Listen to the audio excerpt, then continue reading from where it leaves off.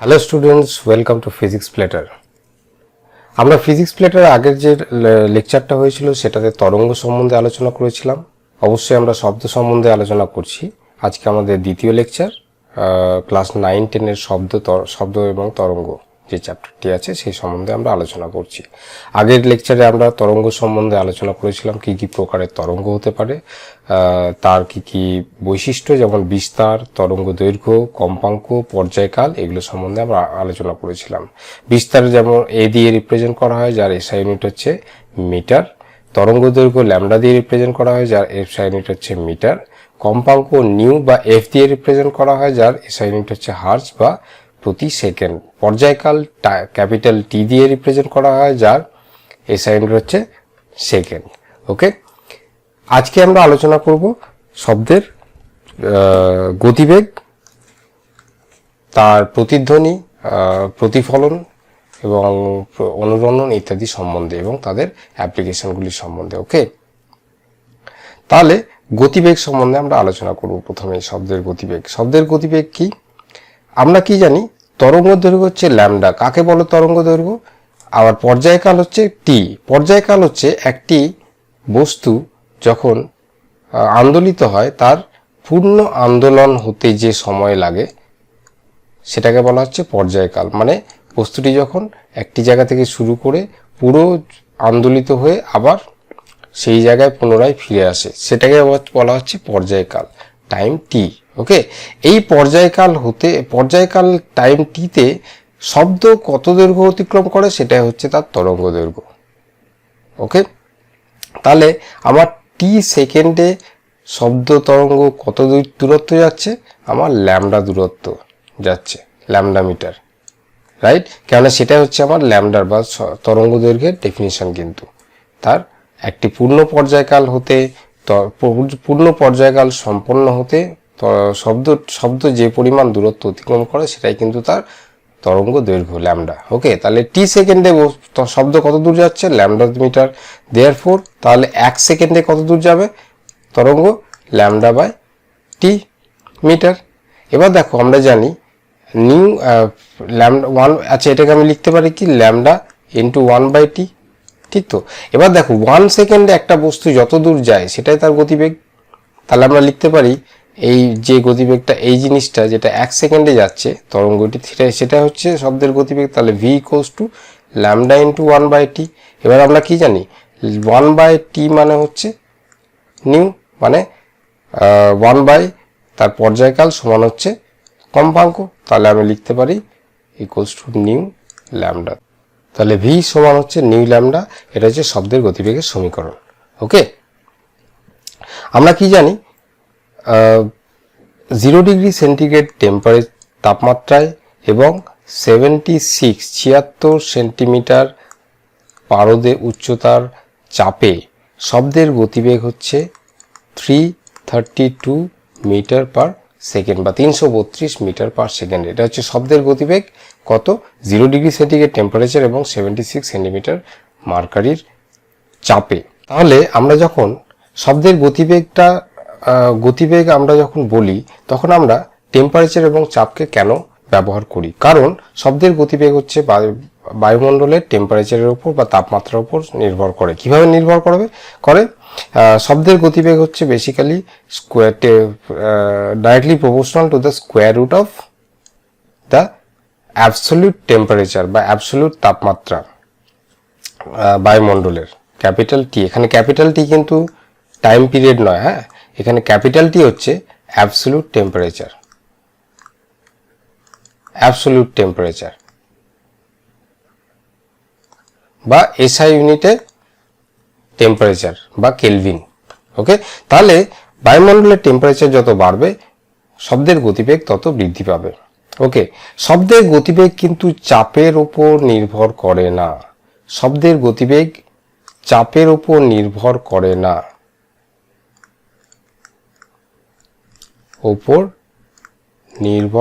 না, এটা খেয়াল রাখবে। ওকে, হিউমিডিটি বা আর্দ্রতার উপর কিন্তু নির্ভর করে। বায়ুমণ্ডলের আর্দ্রতা যত বাড়বে শব্দের গতিবেগ তত বৃদ্ধি পাবে। ওকে, আমরা জানি কোনো বস্তু কম্পিত হলে তবে সে সাউন্ড উৎপন্ন করে, কিন্তু সব রকমের কম্পনে কি সাউন্ড উৎপন্ন করে? অবশ্যই করে, কিন্তু সব রকমের কম্পনের যে শব্দ উৎপন্ন করে সেই সব শব্দই কি আমরা শুনতে পাই? না, আমরা শুনতে পাই না। আমরা শুধু শুনতে পাই শ্রবণযোগ্য শব্দ। শ্রবণযোগ্য শব্দ হলো সেই শব্দ যে শব্দ আমাদের কানে আমরা রেকগনাইজ করতে পারি বা আমরা অনুভব করতে পারি, এবং সেই শব্দে বা কম্পন হচ্ছে 20 হার্জ টু 20 কিলো হার্জ বা 20 হার্জ থেকে 20,000 হার্জ অব্দি এই রেঞ্জের মধ্যে যদি কম্পাঙ্ক থাকে তবে আমরা সেটাকে শ্রবণযোগ্য কম্পাঙ্ক বলে থাকি। সেই শব্দটাকে আমরা শুধু শুনতে পাই। 20 হার্জের কম বা 20,000 হার্জের বেশি হলে সেই ধরনের কম্পাঙ্কের শব্দ আমরা শুনতে পাই না। যে কম্পাঙ্ক 20 হার্জের চেয়ে কম কম্পাঙ্কের শব্দকে বলা হয় বা কম্পাঙ্ককে বলা হয় ইনফ্রাসনিক, এবং 20,000 হার্জের বেশি কম্পাঙ্ককে বলা হয় আল্ট্রাসনিক। যদিও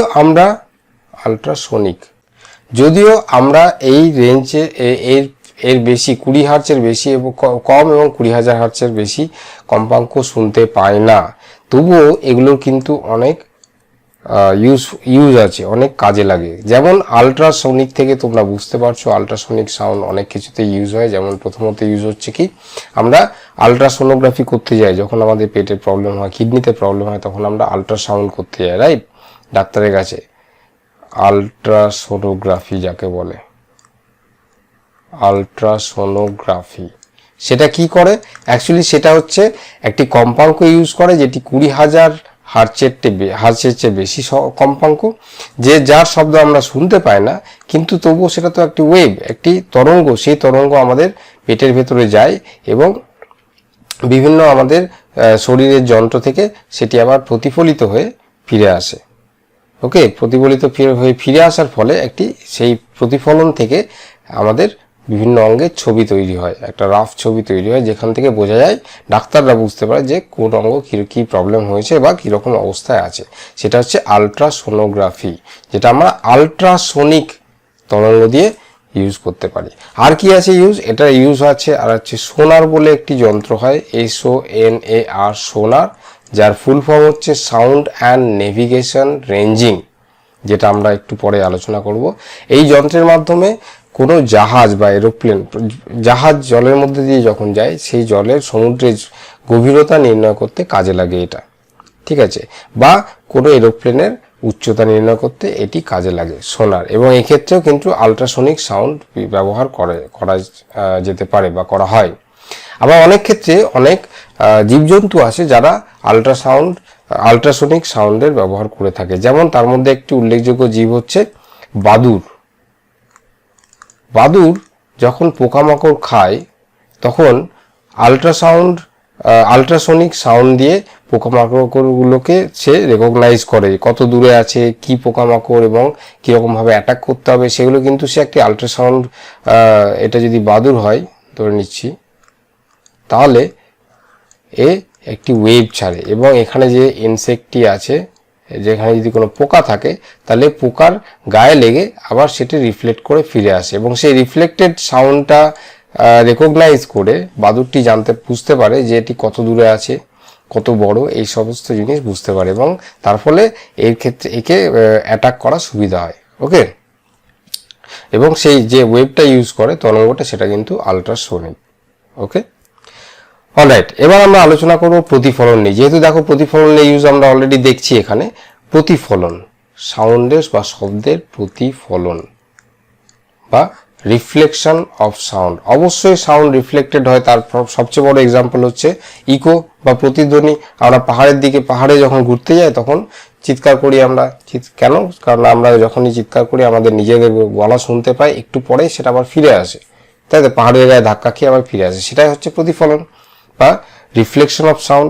মনে রাখবে, সাউন্ড বা শব্দ কিন্তু রিফ্লেকশন যখন হয় সেটাও কিন্তু লজ অফ রিফ্লেকশন ফলো করে, লজ অফ রিফ্লেকশনকে ফলো করে, মানে কি প্রতিফলনের সূত্র ফলো করে। ঠিক যেমন আলো প্রতিফলনের সূত্র মেনে প্রতিফলিত হয়, ঠিক সেইভাবেই শব্দও কিন্তু প্রতিফলনের সূত্র ফলো করে। এবং সেটি কি, 1 নম্বর হচ্ছে আমরা জানি, আমি ছোট্ট করে এখানে বলে দিই প্রতিফলনের সূত্রটা হচ্ছে যখন কোনো তরঙ্গ এসে কোনো বস্তুতে পড়ে এবং সেটি প্রতিফলিত হয়ে ফিরে যায়, যেটি এসে পড়ছে সেটাকে বলা হচ্ছে আমার ইনসিডেন্ট রে বা ইনসিডেন্ট ওয়েভ, যেটি চলে যাচ্ছে ওবি হচ্ছে কি রিফ্লেক্টেড ওয়েভ, এবং একটি নর্মাল বা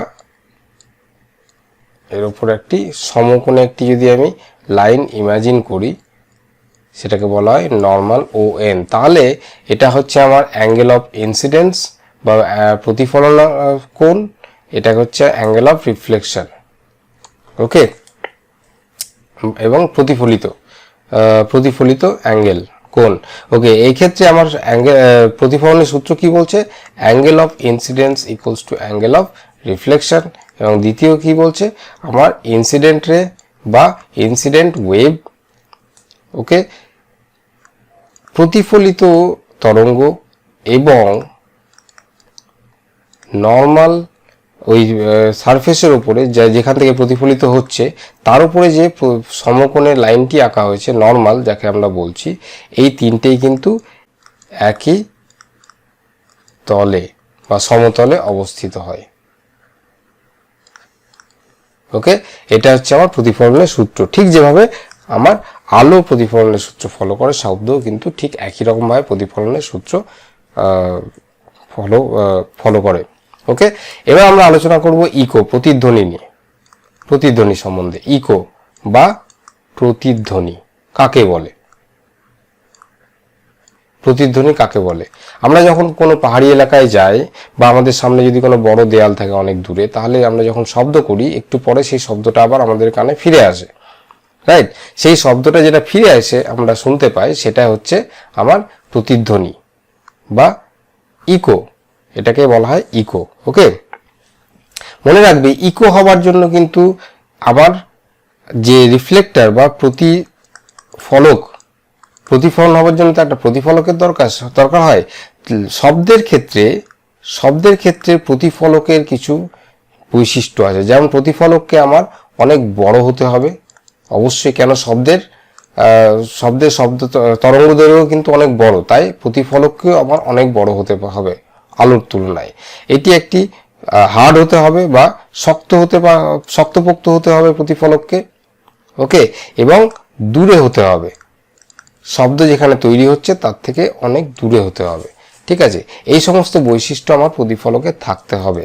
এবং আমরা বলছি কি দূরে, বড় তো বুঝলাম আমরা শব্দ তরঙ্গ দৈর্ঘ্য বেশি বলে, শক্ত কেন, আবার তরঙ্গ দৈর্ঘ্য বেশি হলে সেখানে রিফ্লেকশন করতে গেলে বা প্রতিফলন হতে গেলে শক্ত হতেই হবে আমাকে প্রতিফলককে। কিন্তু দূরে কেন আমার প্রতিফলককে দূরে হতে হবে এবং কত দূরে হতে হবে? এখানে একটা জিনিস জানার আছে, সেটা হচ্ছে আমাদের কানে যখন কোনো শব্দ এসে পৌঁছয়, আমাদের কানে যখন কোনো শব্দ এসে পৌঁছয়, ঠিক আছে, 1 নম্বর তরঙ্গ এসে পৌঁছলো ধরে নিচ্ছি, কানের একটা সাউন্ড ড্রাম থাকে, আমাদের সাউন্ড ড্রামে যখন ধাক্কা মারছে, সে ধাক্কা কম্পন একটা অনুভব করছি আমরা, সেই কম্পাঙ্ক কত, যে তরঙ্গটি এসে ধাক্কা মারছে ঠিক সেই কম্পাঙ্কে সে কাঁপে। সেই কম্পাঙ্ক বিভিন্ন নার্ভের মধ্যে দিয়ে আমাদের ব্রেনে যাচ্ছে। আমাদের ব্রেনে যখন যাচ্ছে একটি তরঙ্গ, তখন মনে রাখবে যে আমাদের ব্রেন সেই তরঙ্গকে 0.1 সেকেন্ড অবধি ধরে রাখে, বা 1/10 সেকেন্ড অবধি তার অস্তিত্ব, সেই তরঙ্গের বা ধ্বনির অস্তিত্ব আমাদের ব্রেনের মধ্যে থাকে। এই কথাটার অর্থ কি? অর্থ হলো, যদি আমার এই 0.1 সেকেন্ডের মধ্যেই দ্বিতীয় কোনো তরঙ্গ এসে আঘাত করে, তাহলে ওই দ্বিতীয় তরঙ্গকে আমরা শুনতে পাবো না। মনে রাখবে, 0.1 সেকেন্ড এই টাইমের মধ্যে যদি দ্বিতীয় কোনো শব্দ এসে আঘাত করে, তাহলে আমরা সেই দ্বিতীয় তরঙ্গের অস্তিত্ব বুঝতে পারবো না। ওকে, আমরা দ্বিতীয় তরঙ্গের অস্তিত্ব তখনই বুঝতে পারবো যখন প্রথম তরঙ্গ আমাদের কানে এসে পৌঁছানো ঠিক অ্যাটলিস্ট মিনিমাম 0.1 সেকেন্ড পরে আমার দ্বিতীয় তরঙ্গটি এসে পৌঁছবে। ওকে, তাই জন্য আমার রিফ্লেক্টর, দেখো প্রতিফলককে একটা নির্দিষ্ট দূরত্বে থাকতে হবে, কারণ একটা নির্দিষ্ট দূরত্বে না থাকলে কিন্তু আমার শব্দ যে প্রতিফলিত হয়ে আসছে সেই প্রতিফলিত শব্দটি বা প্রতিফলিত তরঙ্গটি আমার 0.1 সেকেন্ডের আগেই পৌঁছে যাবে আমার কানে, যার ফলে আমি সেই শব্দকে শুনতে পাবো না, যার ফলে আমার প্রতিধ্বনি তৈরি হবে না। তাহলে প্রতিধ্বনি তৈরি হবার একটা খুব বড় শর্ত হলো যে আমার প্রতিফলকের দূরত্ব কত হবে, প্রতিফলকের মিনিমাম দূরত্ব বা সর্বনিম্ন দূরত্ব, প্রতিফলকের সর্বনিম্ন দূরত্ব কত হতে হবে। ওকে, তাহলে আমি ধরে নিচ্ছি এখানে একটি শব্দ তৈরি হলো। ওকে, এটা হচ্ছে সোর্স। শব্দ তৈরি হয়ে এখানে আমার আছে রিফ্লেক্টর বা প্রতিফলক। শব্দ তৈরি হয়ে আমার রিফ্লেক্টরে গিয়ে পৌঁছলো এবং শব্দ তৈরি হয়ে রিফ্লেক্ট করে আবার এসে পৌঁছলো। এখানে আমার কান আছে। তাহলে আমার প্রথম যে শব্দটা যখন তৈরি হয়েছিল তখন আমি এই শব্দটাকে একবার শুনতে পেয়েছি। তাহলে আমার যে দ্বিতীয় তরঙ্গটি এসে প্রতিফলিত হয়ে এসে আমার কানে পৌঁছলো, সেটি আমার সেটাকে আমি বুঝতে গেলে আমার কত সেকেন্ড পরে এসে পৌঁছতে হবে 0.1 সেকেন্ড পরে। ঠিক, তাহলে 0.1 সেকেন্ড পরে পৌঁছতে গেলে শব্দটি কত দূরত্ব অতিক্রম করতে হবে, টোটাল দূরত্বটা কত হবে। আবার জানি শব্দের গতিবেগ কত, v = 332 metre per second, right. তাহলে আমার এই টাইমে 0.1 সেকেন্ডে শব্দ কত দূর যাবে, তাহলে আমার টোটাল দূরত্ব আমার এখানে কত হবে, দূরত্ব যদি আমি x ধরে নিই, টোটাল দূরত্ব যদি x ধরে নিই, আমার শব্দের গতিবেগ v সমান হচ্ছে 332 মিটার পার সেকেন্ড। ঠিক আছে, আমি ধরে নিচ্ছি 0.1 সেকেন্ডে শব্দটি যায় x মিটার দূরত্ব। তাহলে শব্দের গতিবেগ v মানে কি, 1 সেকেন্ডে শব্দ যাচ্ছে কত, 332 মিটার। ঠিক, তাহলে 0.1 সেকেন্ডে কত যাবে, 332 ইন্টু 0.1 মানে 1/10 মিটার বা 33.2 মিটার। এই দূরত্বটা যাবে আমার কত, 0.1 সেকেন্ডে। কিন্তু 0.1 সেকেন্ড শব্দটি গেছে এবং ফিরে এসছে, তাহলে আমার প্রতিফলকের দূরত্ব কত, এটা যদি আমার x হয়, তাহলে প্রতিফলকের দূরত্ব হবে আমার x/2 সমান 33.2/2 মিটার = 16.6 মিটার, 16.6 মিটার। এইটা হচ্ছে আমার প্রতিফলকের মিনিমাম দূরত্ব, বা আমরা এটাকে অ্যাপ্রক্সিমেটলি লিখে থাকি 17 মিটার। ওকে, তাহলে মনে রাখবে প্রতিধ্বনি তৈরি হওয়ার জন্য প্রতিফলককে সর্বনিম্ন শ্রোতা থেকে 17 মিটার বা মোর প্রিসাইজলি 16.6 মিটার দূরত্বে থাকতে হবে। এটা আমার হচ্ছে প্রতিফলকের মিনিমাম দূরত্ব। ওকে, এটা কিন্তু খুব ইম্পর্টেন্ট অঙ্ক করার জন্য। ওকে, এবার আমরা একটা শব্দ শিখব, অনুরণন কাকে বলে, অনুরণন বা রিভারবারেশন। অনুরণন বা রিভারবারেশন কাকে বলে?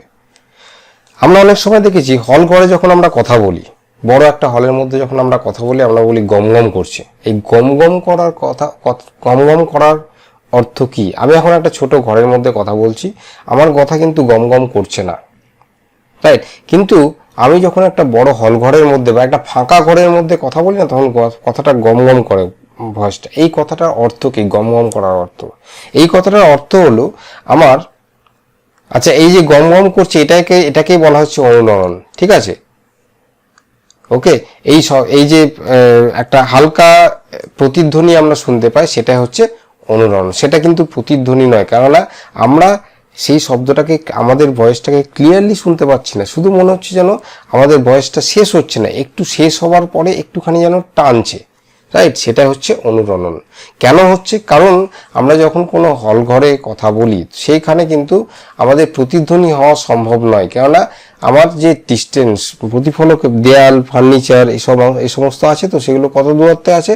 আমার মোটামুটি 17 মিটারের কাছাকাছি দূরত্বে আছে, যার ফলে আমরা যদিও আমাদের রেকগনাইজ করতে পারছি হালকা হালকা, কিন্তু আমাদের প্রথম শব্দটা শেষ হবার অলমোস্ট সঙ্গে সঙ্গে সে প্রতিধ্বনিটা চলে আসছে, যার ফলে আমরা ক্লিয়ারলি শুনতে পাচ্ছি না, বাট মনে হচ্ছে যেন একটা ওভারল্যাপ হচ্ছে। সেটাই হচ্ছে অনুরণন। সেটা প্রতিধ্বনি নয়, কিন্তু সেটা হচ্ছে অনুরণন। ওকে, প্রতিধ্বনি তৈরি হওয়ার কি কি কন্ডিশন এখানে পেলাম আমরা? প্রথমত হচ্ছে কি, প্রতিফলককে অনেক বড় হতে হবে। দ্বিতীয়ত কি, প্রতিফলকের দূরত্ব মিনিমাম 16.6 মিটার বা 17 মিটার হতে হবে। ওকে, প্রতিফলক একটি শক্তপোক্ত জিনিস হতে হবে, এবং প্রতিধ্বনি যেটা আমরা শুনবো সেটা কিন্তু খুব স্পষ্ট হতে হবে। স্পষ্ট যদি না হয় তাহলে আমরা সেটাকে প্রতিধ্বনি বলবো না, সেটাকে আমরা কি বলবো? অনুরণন বলবো। ওকে, তাহলে এইগুলো হচ্ছে আবার প্রতিধ্বনির কিছু বৈশিষ্ট্য বা কন্ডিশনস। অলরাইট, এবার আমরা আলোচনা করব এই প্রতিধ্বনি বা ইকোর কিছু অ্যাপ্লিকেশন, কি কি কাজে লাগে আমার, কি কি কাজে লাগাই আমরা আগে অলরেডি কিছুটা আলোচনা করে নিয়েছি। আমরা প্রথমে আলোচনা করব সোনার সম্বন্ধে, যেটা আমি একটু আগে বললাম যে আমি ডিটেলে আলোচনা করব সোনার সম্বন্ধে। সোনারের ফুল ফর্ম হচ্ছে sound navigation and ranging. Sound navigation and ranging হচ্ছে সোনার। এই সোনার হচ্ছে এমন একটি যন্ত্র যার মাধ্যমে সমুদ্রের মধ্যে সমুদ্রের গভীরতা নির্ণয় করা হয়, বা সমুদ্রের মধ্যে কোনো বস্তুর অবস্থান নির্ণয় করা হয়, যেমন সাবমেরিন বা কোনো পাথর বা কোনো আইসবার্গ আছে নাকি। আবার অনেক সময় এরোপ্লেনের উচ্চতাও নির্ণয় করা হয় সোনার দিয়ে। কিভাবে নির্ণয় করা হয়? কিছুই না, শব্দের গতিবেগকে এবং প্রতিধ্বনিকে ইউজ করা হয়। কিভাবে? আমার একটা জাহাজ যদি যাচ্ছে, ধরে নিচ্ছি এটা আমার সমুদ্রের তট এবং এটা হচ্ছে সমুদ্রের তলা। ওকে, জলের সারফেস হচ্ছে এটা, এবং এখানে একটি জাহাজ ভেসে আছে, ধরে নিচ্ছি এখানে একটি জাহাজ ভেসে আছে। ওকে, সোনার একটি যন্ত্র যেটা সাউন্ড ওয়েভ, যেখান থেকে আমার শব্দ তরঙ্গ নির্গত হয়, এবং শব্দ তরঙ্গ আমার সমুদ্র তলায় প্রতিফলিত হয়ে কি হয়? ফিরে যায় আবার। এবং এখানে একটি রিসিভার থাকে, এটি রিসিভার, এটা হচ্ছে সোর্স, সাউন্ডের সোর্স, এটা হচ্ছে রিসিভার। তাহলে এখানে গিয়ে আমার রিফ্লেকশন হয়। জাহাজটি যখন যাচ্ছে তখন যেহেতু শব্দের গতিবেগের তুলনায় জাহাজের গতিবেগ খুবই কম, তাহলে আমরা ধরে নিতে পারি এই দূরত্বটা খুবই সামান্য। ঠিক আছে, SORO, এই দূরত্বটা খুবই সামান্য। তাহলে শব্দের গতিবেগ যদি v হয়, আমার এই দূরত্বটা যেহেতু আমি ইগনোর করতে পারি, কারণ জাহাজের গতিবেগ খুবই সামান্য শব্দের গতিবেগের তুলনায়, তাহলে আমার শব্দের গতিবেগ সমান কি বলতে পারবো আমরা? যদি টি টাইম পরে আমি এটা রিসিভ হয় টাইম, এই শব্দটা টি টাইম আমার এই শব্দটা তৈরি হবার টি সেকেন্ড পরে আমি শব্দটাকে রিসিভ করতে পেরেছি, প্রতিফলনটাকে, তাহলে প্রতিধ্বনিটাকে, তাহলে আমি কি বলবো? যে টি সেকেন্ডে শব্দটা কত দূর গেছে? SO প্লাস OR বা 2SO, রাইট? এবং শব্দের গতিবেগ যদি আমার v হয়, তাহলে 2SO বাই v সমান t, দেয়ারফর SO সমান কি হবে? TV by 2, right? যেটা হচ্ছে আমার সমুদ্রের গভীরতা। তাহলে এসোটাই হচ্ছে আমার কি হবে? সমুদ্রের গভীরতা, যেটা আমি এইচ হিসেবে রিপ্রেজেন্ট করতে পারি, TV/2। ওকে, যেটা টি হচ্ছে time, velocity of sound v এবং 2। ওকে, এটা হচ্ছে আমার সমুদ্রের গভীরতা নির্ণয় করলাম। এবার আমি অনেক সময় এরোপ্লেনের উচ্চতা নির্ণয় করা হয়। ধরে নিচ্ছি একটি এরোপ্লেন একটি এরোপ্লেন ভি গতিবেগ নিয়ে চলেছে, ছোট ভি, ঠিক আছে। তাহলে আমরা এই এরোপ্লেনটার উচ্চতা নির্ণয় করব। ধরে নিচ্ছি এটা হচ্ছে আমার গ্রাউন্ড বা মাটি। তাহলে এই আর থেকে ধরে নিচ্ছি আর পজিশন, সরি এস থেকে, সোর্স যেহেতু আমরা এটা বলবো, এস পজিশন থেকে আমি ধরলাম এরোপ্লেনটি একটি শব্দ তরঙ্গ নির্গত করলো এবং শব্দ তরঙ্গটি মাটিতে রিফ্লেক্ট করে আবার ফিরে গেল, কিন্তু ফিরে গিয়ে সেটা রিসিভারে রিসিভ হলো এরোপ্লেনের, কিন্তু ততক্ষণে এরোপ্লেনটা ভি ভেলোসিটি নিয়ে কিছু দূরে চলে গেছে। ধরে নিচ্ছি আমার টি সেকেন্ড পরে আমার এরোপ্লেনে রিসিভারে গিয়ে ধরা পড়লো সাউন্ডটা। ওকে, এস ও পয়েন্টে গিয়ে রিফ্লেক্টেড হয়েছে ধরে নিচ্ছি, এবং এখান থেকে আমি যদি একটা লম্ব টানি, ধরে নিচ্ছি এটা আমার এ পয়েন্ট। ওকে, এখানে আমার অবশ্যই এস ও সমান ও আর, আবার এস এ সমান এ আর, ঠিক তো? কেন আমার এটা রিফ্লেক্টেড হয়ে গেছে এবং রিফ্লেকশনের সূত্র মেনে চলে। টি সেকেন্ড পরে যেহেতু আমার রিসিভারে ধরা পড়েছে, তাহলে টি সেকেন্ডের শব্দ কত দূরত্ব অতিক্রম করেছে? এস ও প্লাস ও আর দূরত্ব অতিক্রম করেছে টি সেকেন্ডে, মানে সমান কত? Velocity of sound V, capital D V ধরে নিলাম আমার সাউন্ডের ভেলোসিটি বা শব্দের গতিবেগ ইন্টু টি, ঠিক আছে। তাহলে এস ও যেহেতু দুটোই সমান, তাহলে 2SO সমান কি লিখতে পারি আমি? ভিটি, দেয়ারফর এস ও সমান কত? VT/2। ওকে, সিমিলারলি আমি এই টাইমেই আমার ততক্ষণে এরোপ্লেনটা কত গেছে? এই টাইমে এরোপ্লেনটা গেছে আমার এস আর দূরত্ব সমান কত? এস আর মানে কি? এস এ প্লাস এ আর দূরত্ব সমান স্মল ভি ইন্টু টি। সেটা স্মল ভিটা কি এখানে? এরোপ্লেনের গতিবেগ ইন্টু টি, ইকুয়ালস টু আমি লিখতে পারি 2 ইন্টু এস এ, কারণ এস এ এবং এ আর দুটোই সমান, রাইট? তাহলে আমার এস এ সমান কত? মানে শুধু এই দূরত্বটা সমান কত? এস এ সমান হয়ে গেল আমার কি? ভি টি, ছোট ভি ডিভাইডেড বাই 2। ওকে, তাহলে আমার এই দূরত্বটা হলো আমার ভি টি/2 এবং এই দূরত্বটা হলো আমার ভি টি/2। তাহলে আমার এই দূরত্বটা বেরিয়ে যাবে। কিভাবে বেরোবে? আমি যদি এই ত্রিভুজটা নিই, right angle triangle A O S, এই ত্রিভুজটা আমি নিলাম এ ও এস, যেখানে আমার এইটা হচ্ছে 90 ডিগ্রি, রাইট? তাহলে আমরা এখানে কি লিখতে পারি? এইচ এ ও স্কোয়ার সমান কি? এ ও স্কোয়ার বা এ ও সমান কি? এ ও সমান এইচ সমান রুট ওভার আমার অতিভুজ। তাহলে আমার কি হয়ে গেল? V S O square minus S A square, right? তাহলে আমার এইচ সমান কি দাঁড়িয়ে গেল? এইচ সমান হলো আমার কি? এস ও স্কোয়ার মানে কত? এস ও সমান ভি টি/2 root over v square t square by 2 minus S A square which is small v. তাহলে v square t square by 2, এখানে আমি টি স্কোয়ার বাই 2 কমন নিয়ে নিই বা টি স্কোয়ারটাকে কমন নিয়ে নিই, তাহলে কি থাকলো? সরি, টি স্কোয়ার বাই 2, এখানে 4 হবে, সব 4। যাই হোক, টি স্কোয়ার বাই 2 স্কোয়ার যদি আমি কমন নিয়ে নিই, তাহলে আমার টি/2 বেরিয়ে গেল root over v square minus v square. Okay, তাহলে আমার হাইট কত বেরোলো? হাইট সমান হয়ে গেল কি? টি/2 রুট ওভার সাউন্ডের ভেলোসিটি স্কোয়ার মাইনাস এরোপ্লেনের ভেলোসিটি স্কোয়ার, গতিবেগের স্কোয়ার। এটা হয়ে গেল কি? এরোপ্লেনের হাইট বেরিয়ে গেল আমার। এটা কিন্তু অঙ্কের জন্য খুব কাজে লাগবে। ওকে, পরীক্ষায় আসুক বা না আসুক, তোমরা এটা জেনে রাখবে অবশ্যই, কেননা অঙ্ক করতে তোমার পরের দিকে 11-12 খুবই কাজে লাগবে এটা। ওকে, তাহলে আজকে আমরা দেখলাম শব্দের প্রতিধ্বনি, শব্দের গতিবেগ, শব্দের প্রতিফলন, এই সমস্ত সম্বন্ধে আমরা আলোচনা করলাম আজকে আমরা এই পর্যন্ত, এখানে আমি শেষ করব আজকের লেসন।